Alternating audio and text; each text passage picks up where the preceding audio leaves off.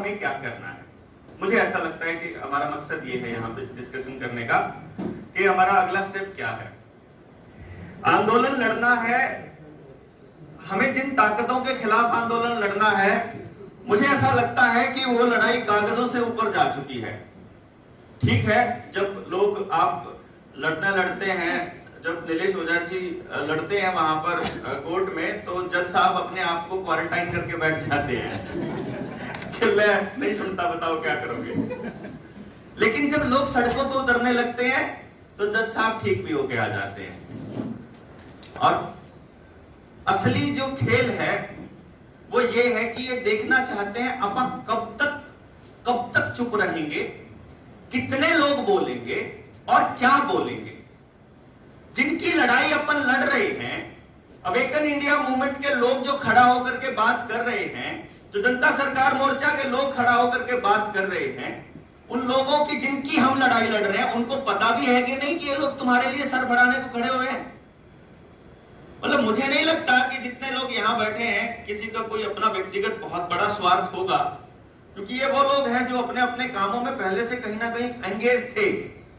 और एक मूवमेंट आया जब उनको रियलाइज कराया गया या उनको हो गया, या किसी के कोई कर्म थे, उनका कोई ज्ञान था कि उनको प्राप्ति हो गई उस ज्ञान की कि भाई नहीं, ऐसे काम नहीं चलेगा।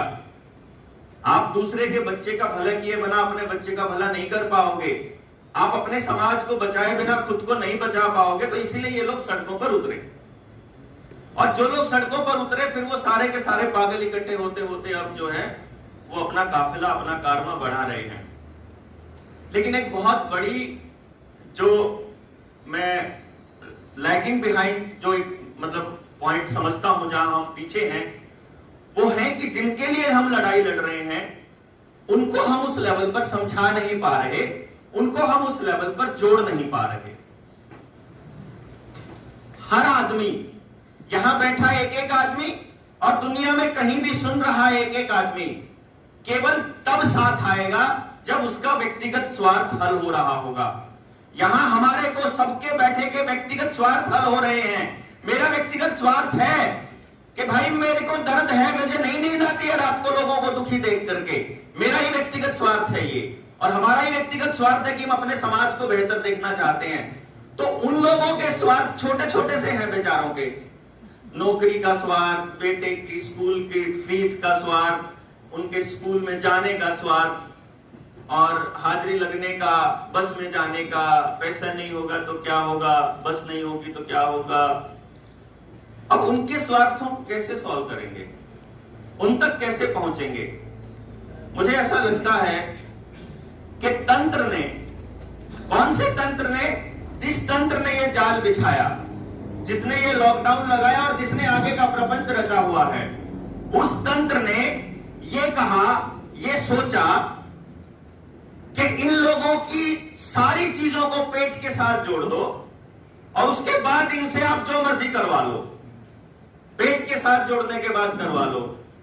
अब आप हेल्थ है, आप बीमार हो जाते हो, बिना पैसे के नहीं गुजारा होता है। किसी आम आदमी से पूछिएगा कि भाई तू पैसा क्यों जोड़ रहा है, वो बोलता है कभी इमरजेंसी आ जाए। कौन सी इमरजेंसी आएगी कि क्या पता घर में कोई बीमार पड़ जाए। मतलब उसकी सबसे बड़ी इमरजेंसी यही है कि कभी उसे पैसे की जरूरत, बीमारी में जरूरत पड़ने वाली है। इसका मतलब यह हुआ कि अगर हम अपने साथ जोड़ने वाले आदमियों की, इंसानों की, यानी जिनको हम जोड़ना चाहते हैं, अगर हम उनकी जिंदगी की छोटी छोटी प्रॉब्लम्स का छोटा छोटा सीधा सिंपल सॉल्यूशन उनके आसपास प्रदान करने का उनको आइडिया भी दे दें या कुछ करके भी दिखा दें, तो मुझे लगता है उनके अंदर भी वैसी ही अवेकनिंग आ जाएगी जो यहां बैठे हुए सारे अवेकन लोगों के बीच है। अब ये काम कौन करेगा, ये काम कौन करेगा? ये काम वो करेंगे जो ऑलरेडी इस तरह की जिंदगी को जी रहे हैं। जैसे डॉक्टर साहब ने कहा, मैंने वो जिंदगी जी है ना। जैसे भुवनेश्वर से, उड़ीसा से आए हुए भाई साहब, मैं नाम भूल गया, मृत्युंजय दास, हाँ अब याद आ गया। तो जैसे मृत्युंजय जी ने कहा कि हम आयुर्वेदा पे काम कर रहे हैं, हम उन संस्कारों पे काम कर रहे हैं, यानी आप उस बच्चे की शिक्षा, उसकी हेल्थ, उसका आचार व्यवहार, उसकी रसोई, उसका खेत, उसका पशुधन, इन सबको जोड़ दो ना, एक कलेक्टिव मोड बना दीजिए ना। जब कोई आयुर्वेद का आदमी जब बीमारी पे बात करने आए तो इन षड्यंत्रों पे भी कर जाए, जब उसके बच्चे की शिक्षा पे बात करने आए तो इनको भी बता जाए, जब कोई और मुद्दे पर बात करने आए जब ये बता जाए कि जिंदगी कैसे चलनी होती है। और सुखी लोग कौन हैं? बहुत पैसे वाले लोग हैं या वो लोग हैं जिन्होंने अपनी जिंदगियां दूसरों के नाम कुर्बान कर दी और समाज के लिए काम किया? क्यों हम अपने बच्चे को पैसों के लिए, गाड़ियों के लिए, बंगलों के लिए तैयार कर रहे हैं जिंदगी के लिए? हम क्यों नहीं उनको खुशी के लिए तैयार कर रहे? हम क्यों नहीं उनको समाज के लिए तैयार कर रहे? ये बातें समाज को बताने की बहुत ज्यादा जरूरत है। और मुझे लगता है इसके लिए सबसे ज्यादा जो जरूरत पड़ेगी वो होगी हमारी अवेकनिंग की, हमारे टाइम की, हमारी सिरदर्दी की, हमारी हेडेक की। हमें सबसे पहले ये सोचना होगा, आप हरियाणा में देखिए, हरियाणा के अंदर जो योद्धा लगे हुए थे, अब उन्होंने अपने आप को मल्टीप्लाई करना शुरू कर दिया। जिस टाइम पे कोर्ट का वर्डिक्ट आता है उससे पहले हरियाणा अपना वर्डिक्ट दे चुका था। नहीं मानते तुम्हारी बात? जाओ, हमारा स्कूल खुलेगा, 28 तारीख से हमारे स्कूल खुलेंगे। सरकार, जैसे ही हमने ऐलान किया 28 तारीख से स्कूल खुलेंगे, सरकार का शिक्षा मंत्री आगे कहता है हम 3 तारीख से खोल तो रहे हैं, क्या जरूरत पड़ी है? हमारे ऐलान के बाद वो बोलते हैं, हम कहते हैं नहीं मानते तुम्हारी, हम डीसी दफ्तर जाएंगे और तुमने अगर हमको रोका तो हमारी ट्रॉली तुम्हारे दरवाजे के बाहर खड़ी होएगी, तुम हमको अंदर नहीं जाने होगा, हम तुमको बाहर नहीं आने देंगे, आके दिखाओ तुम्हारी मजाल। अब कैसे ही उनको पता लगा तो हरियाणा सरकार ने भी कह दिया ठीक है जी, हम सारी रिस्ट्रिक्शन हटा देते हैं, कोई टेंशन नहीं है, अब जहां मर्जी जाओ, जो मर्जी करो, लगाओ ना लगाओ, दिखाओ ना दिखाओ। लेकिन कमीनेपन की हद देखिए, कागजों में कह दिया रिस्ट्रिक्शन हटा दिए, लेकिन स्कूलों के प्रिंसिपल को वहां स्पेशली फोन करके डंडा किया जाता है कि तुम बच्चों को लगवाते क्यों नहीं हो। हमें पता लगता है कि चुपचाप मास्टरों ने जबरदस्ती लगा दिया, मास्टरों ने लगा दिया। ऐसे हरामखोर हो गए मास्टर। मतलब शिक्षक जिसका काम था समाज को दिशा दिखाने का, वो आदमी आज राक्षस बन के काम कर रहा है। अभी अभी पता लगा मुझे, अभी मैं जब फोन देख रहा था, साहिल जब बोल रहे थे, उससे पहले की बात, में मोबाइल खोला हुआ था, एक टीचर की गाड़ी चलाते हुए सुबह आज स्कूल में जाते हुए हार्ट अटैक से मौत हुई। पुलिया में टकराने से वो जो उसके साथ टीचर बैठे थे दूसरे, और उनका सिर में चोट लगी, वो भी आईसीयू में भर्ती है, गंभीर चोटें हैं। एक बार दिल में आने को हुआ था कि ठीक हुआ इस राक्षस के साथ, पर नहीं आ पाया। वही दर्द फिर आ गया कि नहीं यार, है तो अपने बीच का ही, कैसे गाली देते इसको। इसने गलती करी थी तो क्या हम भी वही गलती करें कि हम इसको भी, उसके लिए भी गलत भावनाएं लें? हमसे होता ही नहीं, होएगा ही नहीं। हमें तो ऐसा लगता है कि नहीं, उसके साथ भी गलत हुआ। और मुझे ऐसा लगता है कि उस टीचर को भी मालूम नहीं था कि मैं गलती से या अनजाने में राक्षस बना हुआ हूं, अनजाने में अपने ही बच्चों का सत्यानाश कर रहा हूं, अपनी पूरी पीढ़ी को खत्म कर रहा हूं। तो मुझे ऐसा लगता है कि जो ऐसे लोग जिनसे उम्मीद करता है समाज, जिनको हम पढ़ा लिखा बोलते हैं, जिनको मृत्युंजय भाई बोलते थे कि सो कॉल्ड पढ़े लिखे, एजुकेटेड, डिग्रीधारी, उनको भी खुद से समझना होगा कि साधारण जिंदगी कैसी होती है और पढ़े लिखे लोगों की जिंदगियां कैसी है। एक बार थोड़ा लगा लो हिसाब, शहरों में जाकर गांव के लोगों से पूछ लो कि तुम ज्यादा अमीर हो कि वो ज्यादा अमीर हैं। एक बार ये भी समझना होगा कि जितने वकील हैं उनको भी पकड़ के बाजू एक बार झकझोरना होगा कि ये जो नीलेश है ये कोई अलग मिट्टी का थोड़ी बना हुआ है, ये जो साहिल है ये कोई आसमान से थोड़ी उतरा है, ये तो बेचारा वैसे भी बढ़िया का बाड़ा कर मारे हाथ में कागरा पानी तो नरम हो आगरा, पर जब ये बोलता है भाना भाई तो लगता तो नहीं। मतलब ये है कि पढ़ा लिखा होना एक अलग चीज है, चीजों को समझना एक अलग चीज है, समाज के लिए जीना अलग चीज है। और मुझे लगता है हम लोगों को यही करना है। हम जो कर रहे हैं वो थोड़ा आपके सामने रख देते हैं। हमने गांव-गांव जाना शुरू किया, जनता सरकार मोर्चा नाम का एक संगठन बनाया जिसका कोई प्रधान नहीं, जिसकी कोई कमेटी नहीं, कोई कमेटी नहीं है। कमाल की बात यह है, बिना संगठन बनाए लोगों को संगठित करना है। हर वो आदमी जो समाज के साथ जुड़ना चाहता है, समाज के लिए कुछ करना चाहता है, वो जनता सरकार मोर्चा है। इसीलिए हमने इसका नाम इस तरह का रखा कि जनता ही सरकार है। यही आइडिया देना है और लोगों को सिर्फ उनकी ताकत बता देनी है। जैसे अभी जितने लोग आए और जितना काम हुआ अभी तक, जो योहान भाई ने, पूरी टीम ने, अवेकन इंडिया मूवमेंट ने जितना काम किया, उसका सबका निचोड़ केवल इतना सा है कि एक बार घर से निकल के अफसर से पूछो तो सही, तेरी हिम्मत कैसे हो गई, इतने में ही कांपने लग जाता है बेचारा। उसकी 2 आरटीआई लगा दो, वो उतने में ही हाथ जोड़ता घर पहुंच जाएगा, क्योंकि इतने खपलेबाज हैं। नैतिक पतन इतना हुआ पड़ा है, चारित्रिक पतन इतना हुआ पड़ा है, इतने भ्रष्टाचार में यहां गले तक डूबे हुए हैं ये लोग कि इनके एक एक काम में इतने घपले हैं कि ये सरकारों ने इसीलिए दबा रखे हैं। ये इनके ऊपर जबरदस्तियां इसलिए कर रही है क्योंकि ये भ्रष्टाचारी हैं। तुम हमारे हिसाब से काम नहीं करोगे तो तुमको लपेट के जेल में डाल देंगे। अगर जनता ये कहने लग जाए कि तुम अगर हमारे हिसाब से काम नहीं करोगे तो तुमको हम भी जेल में डालेंगे बेटा, उसी दिन समझ में आना शुरू हो जाएगा कि भाई ज्यादा ये लोग हैं, इनके साथ लग जाओ, बच जाओगे।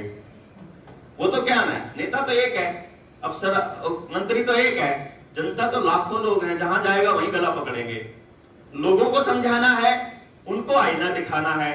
हमने गांव-गांव में कमेटियां बना दी, अपने अपने गांव में सबने 21-21 आदमियों की कमेटी बना दी, अपना डिक्लेयर कर दिया खुद से कि भाई ये कमेटी है, गांव में किसी को भी दिक्कत हो जाएगी ये कमेटी जाएगी, टेंशन ही खत्म, कहीं नहीं जाना है।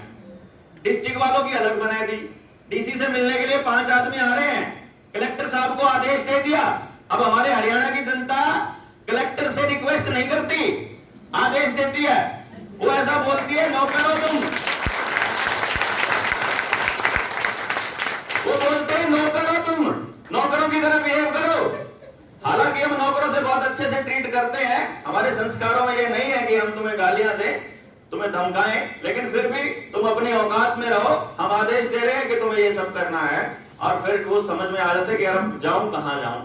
लेकिन धीरे धीरे चीजें ऐसी हो गई हैं कि अब हमें हमारे लोगों के ऊपर शिकंजे कसने शुरू हो गए कि पता करो इसकी बहन कहाँ ब्याह रखी है, पता करो इसके और घर में कौन क्या क्या बिजनेस चलता है, और पता करो। तो मैंने तो अपने पिताजी को बोला था अभी 3 दिन पहले, वहां पापा जायदाद से बेदखल करने का टाइम आ गया है। लिखवा दो अखबार में कि हमारा बेटा हमारे कहने में नहीं है, ये जो करता हमारी कोई जिम्मेदारी नहीं है। देखो यही करना पड़ेगा, अगर समाज को जिंदा रखना है तो हमें अपने आप को मारना पड़ेगा।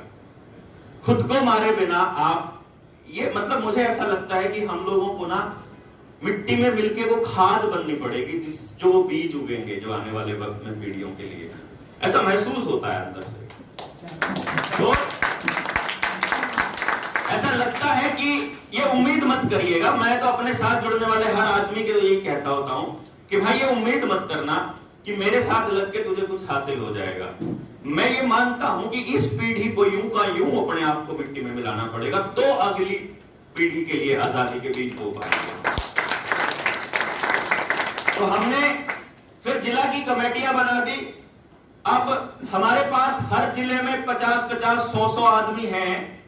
ऐसे नहीं है कि टीम में मेंबर हैं, उनका रजिस्ट्रेशन नहीं है, 20 लोग बुलाते हैं, ऐसे पागल 40 आते हैं।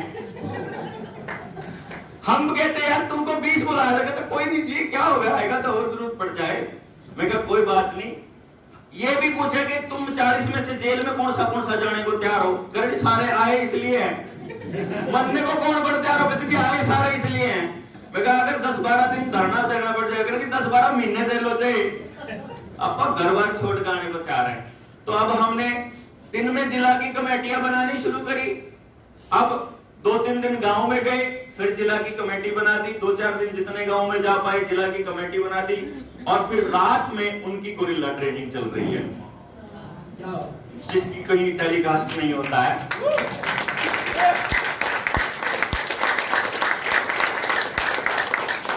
अगर मान लो कल को ये योहान को पकड़ के जेल में डाल दे, कल को ये अमर राय को पकड़ के लटका दे, कल को देवेंद्र को पकड़ के फांसी चढ़ा दे, तो एक की जगह 100 निकल के आएंगे अंदर से। ये मत सोच लेना तुम लोग, नहीं तुम ये सोच रहे हो कि ये अवेकन इंडिया मूवमेंट और ये जनता सरकार मोर्चा, ये 4 आदमी हैं, इनके कितने आदमी और मरने के लिए तैयार है, इसका अंदाजा सरकारों को नहीं होना चाहिए।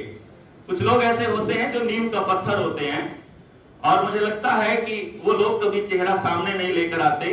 हम जैसे लोगों का सौभाग्य होता है कि जनता के लोगों का प्यार भी मिलता है, सम्मान भी मिलता है, और उनको थोड़ा चेहरा भी चमक जाता है, दो चार शब्द बढ़िया बोलने आ जाते हैं तो स्टेज पर।